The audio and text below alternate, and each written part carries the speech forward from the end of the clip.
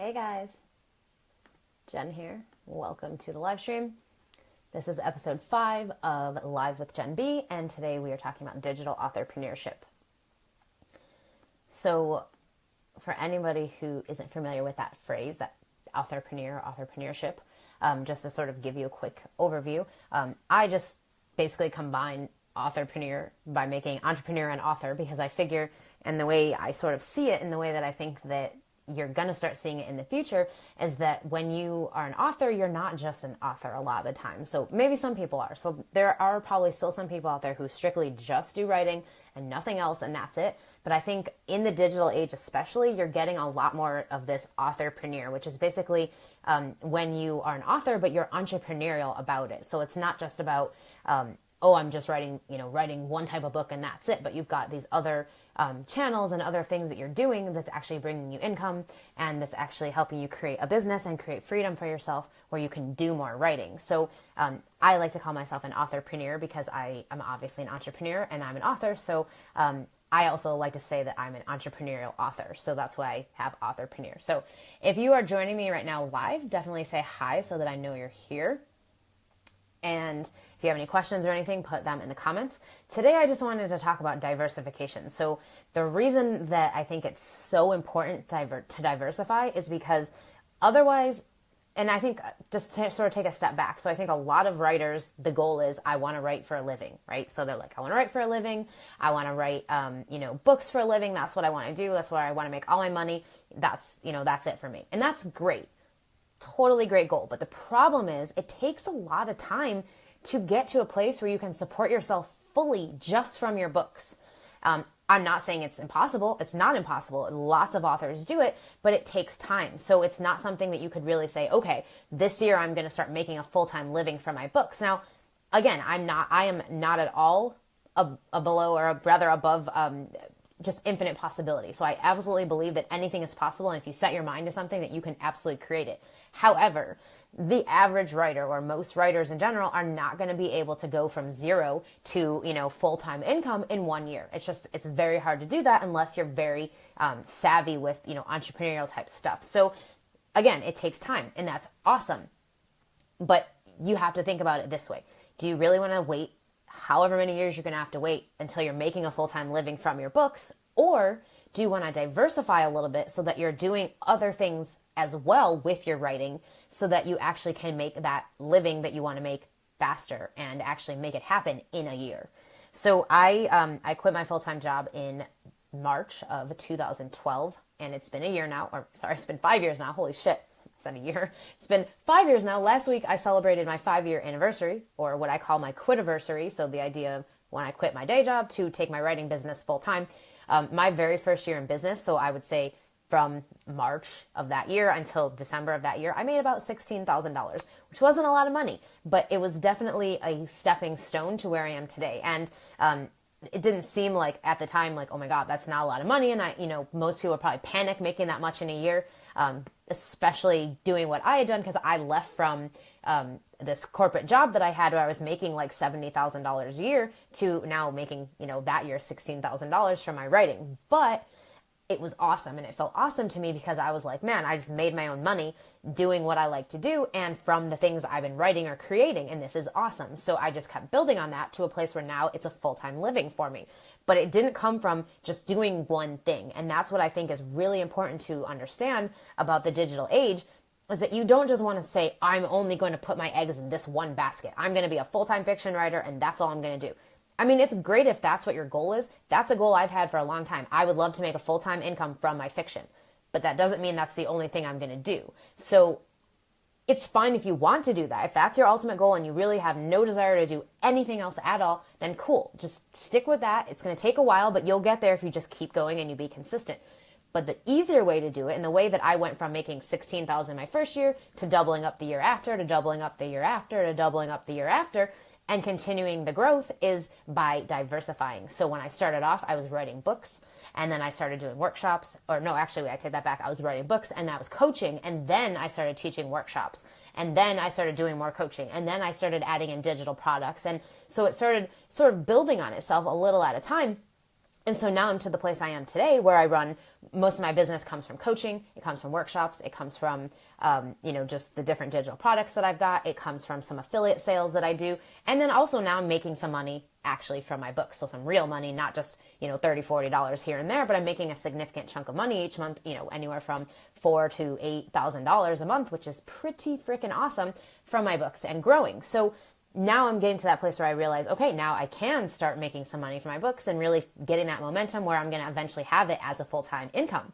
And, my goal is 6 figures. So 6-figure author, that's my goal. But that's not the only thing, again, because I want to make millions of dollars helping people and getting my writing out there and creating stuff. So for me, that's just a chunk of it. And so I think the cool part about the digital age is that it allows us that freedom to really do all these different things that we want to do, and it doesn't cost that much. So, it hasn't costed me, I've invested money, obviously, but it hasn't cost me millions of dollars to start this business. It didn't take me thousands and thousands of dollars to invest to, be able to do what I do.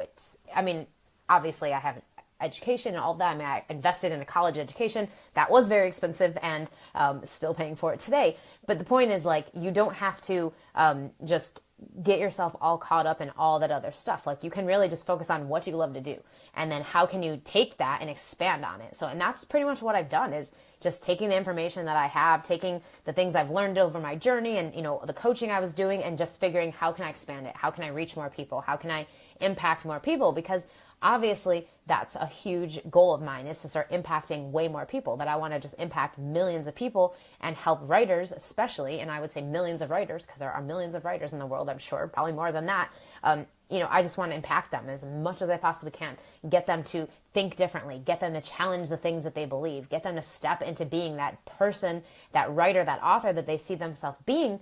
That's what I want to do. And that's what I do with my content, with my workshops, with my books. But I didn't just stick with one thing, because if I had, I would still be working my corporate job and trying to make money from my book sales. So maybe at this point I would have been able to make it happen, because it's been 5 years, since I quit my job. But if I was still doing that, it probably wouldn't have happened. So that's why I just think it's really important, if you do want to make a full-time living from your writing, that you think about other things you can be doing. Now, you might be thinking, well, how does a workshop use my writing? Well, I write the content for the workshop, or I write a script of what I need to say in the training video. So I'm using my writing skills, and then I'm doing other things with them. So I'm actually bringing to life this writing empire, where I'm not just writing books, but I'm, doing workshops, and I'm coaching, and I'm doing all this other stuff that's allowed me to make it a full-time living. And now, of course, it's what I do all day, every day. And so it's just what I do, it's I love it. And so that's what I want for you as an entrepreneur, is to show you what it's really going to take to get where you want to go. And yeah, you could just start, I just want to be an author and nothing else, and that's fine. But it's going to take longer, and you're going to have to probably get a lot of help to make it happen, which is fine. That's your, if that's your path, that's your journey, great, go do that. But the fastest way, if you just want freedom, if you want to actually impact more readers, impact more people, and actually use your writing in other ways besides just writing books, then, there's other options out there. There's freelance writing. There's, helping people with copy. So if you're a really good copywriter, if you're good at writing, marketing type stuff, then that's an option. You can use your writing to teach people things. You can teach English. There's just so much stuff you can do that's going to allow you to use your writing skills, but in a totally different way that then brings in income that helps you to create that freedom and that, full-time living from your writing that you see yourself having. And let's see, Heather, hi, how are you? Glad to see you on live. Let's see, even if you're business-minded, it still takes time to build your empire. Yeah, exactly. I think you have to be business-minded to build an empire. I don't think it's possible to do it without being business-minded or without getting somebody to help you who is business-minded. But yeah, everything takes time. I have been at this since 2007. I started freelance writing in 2007. I started my blog in 2008. I actually started monetizing my blog in 2009, and then actually doing my own products and services in 2010. So I launched my first book. I launched my first coaching program, and then it just grew from there. So yeah, it totally takes time. I've been 9+ years into this journey, 10+ years if you count the year that I freelance wrote. So it's all a journey, and it's cool because if you just stick with it and you just keep going, it will eventually get you where you want to go. And like I said, I definitely want to make a full-time living from my books, but that will never just be the only thing that I do, because as a multi-passionate author, there's no way I could just do that. Let's see. I would love to hear how you built your education and coaching aspects, as it is something I want to do. Yeah, absolutely. So, as far as that goes, I mean, first of all, if you want to teach other people stuff, if you want to coach them on stuff, you have to actually do something first that you can coach them on. But that doesn't mean you have to be a million miles ahead of where they are. So I started coaching writers in 2010 when I felt that I knew story structure well enough that I could explain it, that I could help somebody actually implement it on their own story because I'd been studying it, I've been working on it with my own stories. And so I was further ahead than most writers who didn't have any idea that a story structure even existed. And so for me, that was me sort of what I called leading from the trenches or teaching from your journey. So you're kind of just being a few steps ahead of the people that you're leading, but you're kind of out in the forefront. You're doing the work first, figuring out what needs to happen, what works, what doesn't, and then teaching the people who are following behind you how to do it so they can get to your level, but sort of jump over the other levels so that they're not having to do your entire journey. You know, you're giving them that like jump so that they can skip some of the levels and go to where you are. So you don't have to be that far ahead. I started teaching workshops. The first thing that I did besides, I tried to run an online workshop I've done a couple of them. So I've done several online workshops like on and off over the years, but I didn't do them in the capacity that I do now. So now I do them pretty much monthly and I have different ones all the time. Back when I first started, it was like I was doing this one workshop, usually for NaNoWriMo. So it was a story planning workshop, it was happening in September every year. And it was just my place to teach writers, story structure and how to plan their story before they write it during NaNoWriMo. And it was great. That was a starting point. Then when I wanted to branch out and get better at doing workshops, I actually went locally to the libraries. So all the libraries that I had locally and where I live right now, there's tons of them. And I just met with whoever was in charge of programming. And I said, hey, I'm an author. I explained what I do, talked about coaching. And then I was like, I would love to teach some writing workshops here. Libraries actually pay people to teach workshops. So it's not a lot of money. Sometimes it's like $50 or $75. I've actually gotten paid up to $200 for a library workshop. That was after I've done so many that they knew like, okay, we're going to get a lot of people. And, so it was good. But that's really where I started. And then there's also a writing school where I live. And so I started teaching classes there. And so physical in-person classes, which was, it was good at first and I really enjoyed it, but I definitely knew like that staying local was going to sort of stop my impact because I couldn't reach as many people. So that's when I decided, well, why can't I just take these workshops I've been doing for the library and do them virtually instead, or do them, a version of them virtually. So that's when I got the idea to start doing more digital workshops. And so that's when I started doing those. And now it's just a part of my business. So I would say if you're wanting to do, workshops, educating people on stuff, if you're wanting to do coaching, you're just going to want to achieve something. It doesn't have to be, I'm a million times ahead. The thing that I think happens a lot of the times is we think I can't teach something unless I've achieved something massive. Like I have to be Stephen King in order to teach somebody something. Not true. Because I think it's actually better to teach from your journey and when you're sort of just a little bit further ahead than everybody, because when you do that, you don't forget what it's like to be in the beginning. And I think when you're teaching at the Stephen King level, you've been doing this for so long, you're so good at it, it's this thing, you don't really remember what it's like to be a new writer or in the beginning stages of this whole journey because you're just so far removed from it. So what happens is that you can't really understand the pain points that your, ideal person has. So whether that's a reader, whether that's a student for a workshop, you can't really understand what they're going through because you're just very far removed from it, which is why I don't recommend go achieve a bunch of stuff and 10 years later teach people stuff. I mean, you can do that, of course, obviously, but the other thing is sometimes it comes outdated because it takes you 10 years to achieve something big. Well, what you did 10 years ago probably doesn't work anymore, and you're going to need to change it. So going back to try to teach it is like, well, you're sort of a dinosaur at that point. So I think teaching from your journey is really important because I'm showing people what I'm doing right now in my business or what I'm doing in my writing life right now. It changes all the time because that's how it goes. It's an ebb and flow. And so what I taught a year ago maybe is slightly different now, but it's better and it's more improved because I'm constantly trying things and constantly learning things. And I'm not exactly where I want to be yet. So I'm still tweaking and still testing. So that's just my opinion. I think it's something you have to decide for yourself.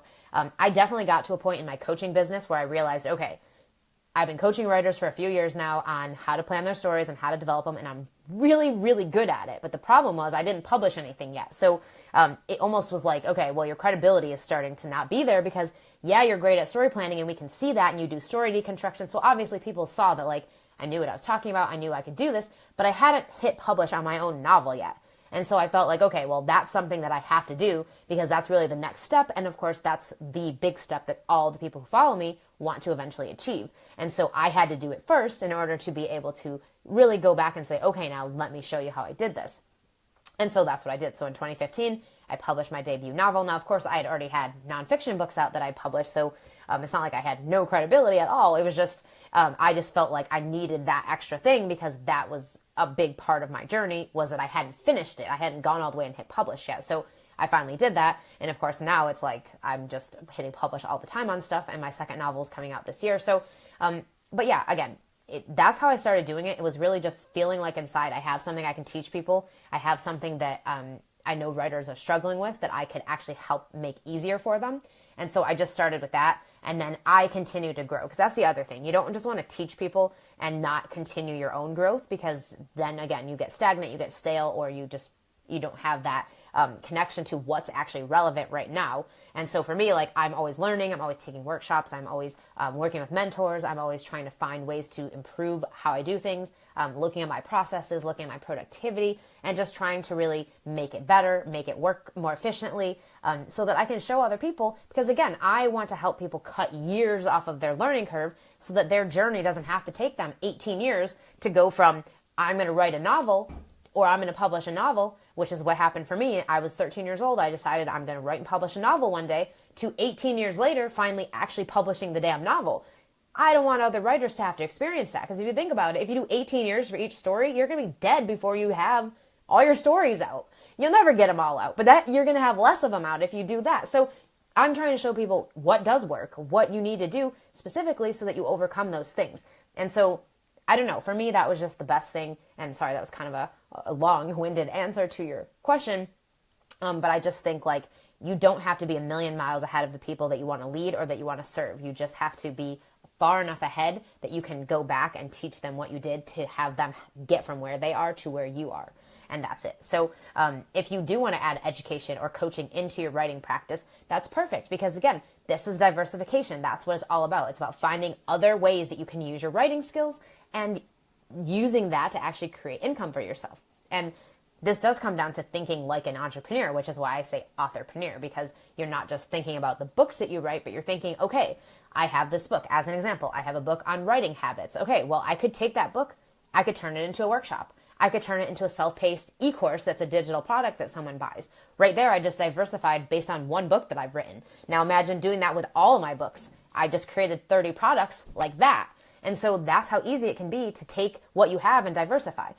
Now, I'm going to say this is a really important distinction to make right now, and I just want to say it before you watch the whole live stream and then I don't say it. But if you haven't published yet, don't think about diversifying. Don't even make it a thought in your mind at this point, because you have to finish one thing before you can start doing other stuff. So I didn't start actually diversifying in my own business until it was at least, I'd had 2 books out. I was starting to work for myself finally. And so I had the capacity to, do workshops and things like that. But like, I wasn't thinking about any of that stuff at first. It was just like, holy shit, I'm starting this blog so that I can write my very first novel.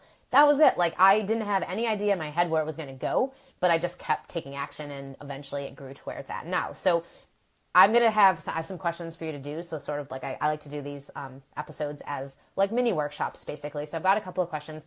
And so keep in mind, again, this may not be a complete, you're just going to run away after this live stream and actually do all this stuff, but it's a good way to start thinking about it from where you're at currently. So even if you haven't published yet, or even if you're getting ready to publish, it's important to think about that. Where am I going to go from here? What's my bigger writing career going to look like? What do I want my writing business to look like? Because if you are a writer and you want to be a professional author, you own a business technically, and you have to treat it like that and not treat it like a hobby. You have to treat it like, this is something that makes me money. This is something, sorry, someone just called me, my video froze. This is the thing that allows me to have an income. It's what allows me to do more writing, because that's the whole thing. Now I work for myself. I teach workshops. I coach people. I write books. I do some freelance stuff still for very selective things that I enjoy doing. And those are all choices that I made, and that's what helped me to create what I have now, where I get to spend way more time writing. I mean, I spend most of my day writing now, not necessarily my own stuff, not necessarily books, but lots of different things. I write blog posts every day. I write, I work on books. I write stuff for my clients. So It's all just a little piece of it. And it's it's that diversification that has helped me to achieve the goal of having a full-time income using my writing skills. So I try to keep that sort of, I want to be a full-time writer, as a more broad or more general way of looking at it, because I want to make money from my writing can mean so many things. It could mean I want to write books. It could mean I do freelance. It could mean you want to write stand-up comedy routines and go perform them. Like, it could mean anything. So you have to define what it means for you. And for me, it was like, I just want freedom. I want to do what I want to do, when I want to do it. I want to do the stuff I love to do. I want to impact writers. I want to help as many of them as I can. And I knew I couldn't do that the way I wanted to with a full-time job. So I had to find a way to just cut the cord and do my thing, which is what I did. And now here I am 5 years later making it happen. So diversification is absolutely the thing that got me here. Okay, so the questions, like I said, and I'm just going to do 30 seconds on the timer for each of these because I've kind of been talking for a while and I think my battery is dying on my phone. But again, you can always come back to the live stream and listen to it again, or you can just go through the questions in your own time, in your journal or in your notebook, and take some more time on them. So the first one is, what other ways can you use your writing right now? So what other ways besides what you're currently doing can you use your writing to start making some money from it, your writing? So 30 seconds, just what other ways can you use your writing? Just brainstorm as many things as you can think of. Go.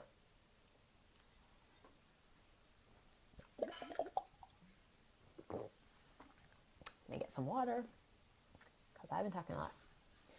This is a topic I actually really enjoy because I love being an author and I love being an entrepreneur, and I've always been entrepreneurial my entire life. I remember being a really young child and thinking everything I wanted to do, how can I make money from this? How can I make money from this? So it's a skill that I'm just very, very grateful to have. All right. So like I said, the first question, what other ways can you currently use your writing skills? Or what other ways can you use the writing skills that you have that you're not currently doing? Okay, the second one is, what other types of writing could you try out? So the reason I say this is because a lot of the times when I talk to fiction writers, they'll say things like, well, I don't want to write nonfiction. Well, I don't want to write that. Well, I don't want to write that. Well, fine. If you really, truly just want to be a fiction writer and that's the only thing you want to focus on, cool. But I also feel like you're sort of limiting yourself because you're putting much more pressure on, not just yourself, but on the universe to make something happen. You're sort of giving the how, like, oh, I need to make my money from my fiction writing, and that's it.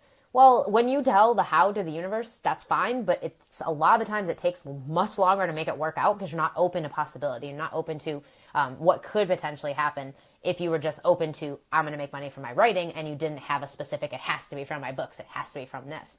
So I like to just think about, what other types of writing could you try out? So maybe you try it out and you hate it. That's cool. But you don't know until you try. So maybe you try out blogging. Maybe you try writing an essay, or maybe you try writing a memoir piece and something like that. Or maybe you write nonfiction right now. Maybe you try some fiction.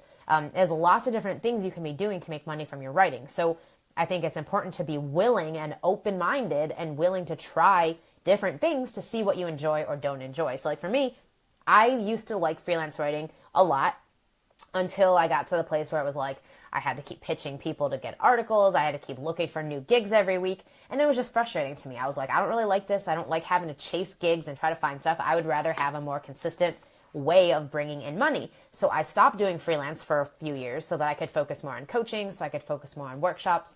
And now I'm actually doing more, not full freelance like the stuff I was doing, but I'm doing a couple of things here and there that I've picked up as projects that people have reached out to me on, where I'm like, yeah, that's something I'm interested in. I could totally do that. So, but it's like now I get to choose the freelance projects. I don't have to just pick anything, like before I used to just pitch everything I could find.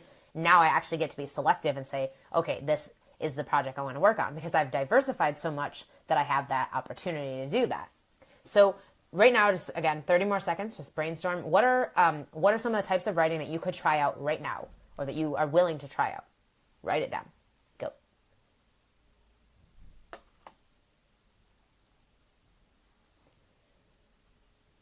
And let's see. Let's go back through the questions. I have the problem where if people find out I'm a writer and they want me to write web content or newsletters for them and do it for free because they are friends. Oh yeah, I got something to say about that. Hang on one second. Let's just finish this brainstorming. 5 more seconds. Okay, so that was the second question. What other types of writing could you try out? Let me just answer this question really quick. So what basically what you're saying is like, because people find out you're a writer, they want to take advantage of your services, but without paying you. So I completely understand, because that happened to me a lot back in the day. It doesn't happen to me anymore because I've set boundaries with that kind of stuff. And that's exactly what you have to do too, is writing is a skill. It is a service, just like anything else.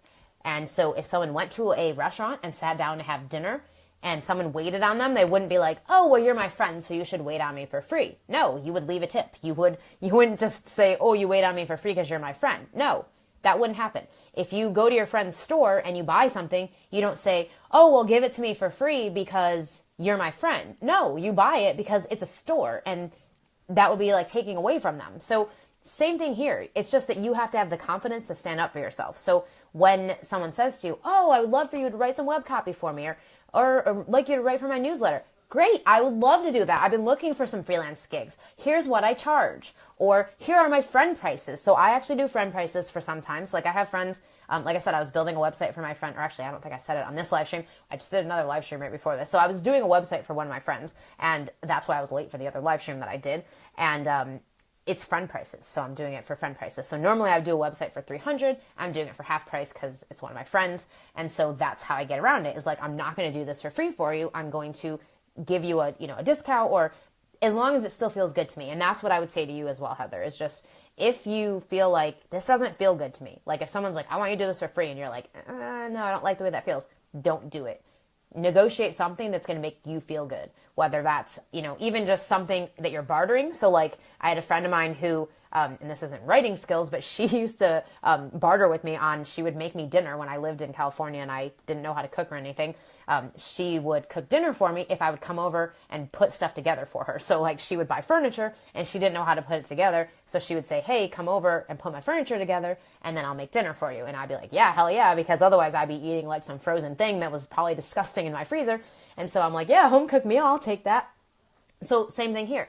If someone wants you to write web content for them or write for their newsletter, maybe there's something you can barter with them. If there's something that they have that you want or that you could, find use out of, or if not, then again, you just do exactly what I said before, which is, I would love to do that. I'm looking for some freelance gigs. Here's what I charge. Or you just say, why don't we, sit down and have a conversation about what you need, how I can help, and, what it's going to cost to make it happen. So you're just really putting it out there that you are not doing this for free. Like you are not, although one thing I will say is if you haven't done anything yet and you don't have like a portfolio or anything, it might not be a bad idea to do one or two things just to have something to show people, like, oh, here's a bunch of web copy I did. So like when I first was starting my writing business back in 2007, like I was writing for this magazine that I used to work for. I had an actual full-time job with them, and then I left and they hired me to freelance write. So like then I was actually doing stuff here and there when I could find things that were either for free. So like I looked up the local, like the library again. I kind of just contacted the writing group and I was like doing the newsletter for the writing group. And it wasn't something I got paid for, but it was good practice for me to learn how to write for this newsletter and also to connect with the members. So it's also looking at that angle as well. Is there other benefits to me saying yes to this project? But if not, no. You don't just do stuff for free because they're your friends. And really, your friends should respect that and want to make sure that you don't do it for free. So, that's just my opinion, but that's what I would say. So it's more about the confidence to just believe in yourself enough to say, I am worth getting money for the services that I provide. So it's going to take some time. When I first started off, so like when I was coaching at the very beginning, I was doing like 4-week private coaching programs, like all access, email me anytime, 4 phone calls a month for like $97, which was like ridiculous. But that was my stepping stone. That was the price I felt comfortable with. I over delivered the value because that's what I do. And so I got to where I am now by just doing a little bit. So when I did my very first writing workshop, it was like, no one paid very much, but it was fine. It was like $20, $30. But by doing that, I just built it up to the place where I am now. So it's a lot of different things. And I could really go on a tangent onto a bunch of different topics on this, but I won't. So I'm going to wrap this up. If anyone has any other questions, put them in the comments now. Otherwise, I'm going to go. And again, I'm doing these episodes 5 days a week. So Fridays will always be digital authorpreneurship. So we'll be talking about other topics relating to being a digital authorpreneur. Just one more thing as far as the questions for the diversification go is, and just as a recap as well, 1 was what other ways can you use your writing? Number 2 was what other types of writing could you try out? And number 3, which is the one I'm going to give you right now, which is your action step for today, And that is, what are some things, or at least what is one thing that you can do right now to start diversifying in your writing life? Now, that might just mean trying a different type of writing. It might just mean being open-minded or being more willing to try a different writing. It might just be not calling yourself, I have to only fiction write, or I only have to do this, and being willing to try other things, or to just open your mind to the possibility of other things. And then from there, just taking action as you go. So that is my live stream for you today, and thank you so much for joining me. And if you are wanting to take some serious action right now on your novel, so if you started a novel, if you've been writing a first draft, if you've been doing a revision but you're not finished yet, this is the perfect opportunity for you to step into action starting tomorrow. So April 1st, I have a workshop that starts, Finish Your Damn Novel. We are doing 30 days of hit the ground running, get your writing done, accountability, motivation to actually help you become a finisher and not just keep starting drafts, but actually finish them. So if you want to check this out, go to jenniferblanchard.net/finish your damn novel, and be sure to do this as soon as possible because the doors close tonight at 11:59 p.m. Eastern time, and we kick off tomorrow. jenniferblanchard.net/finish your damn novel. Have a great weekend, guys. Bye.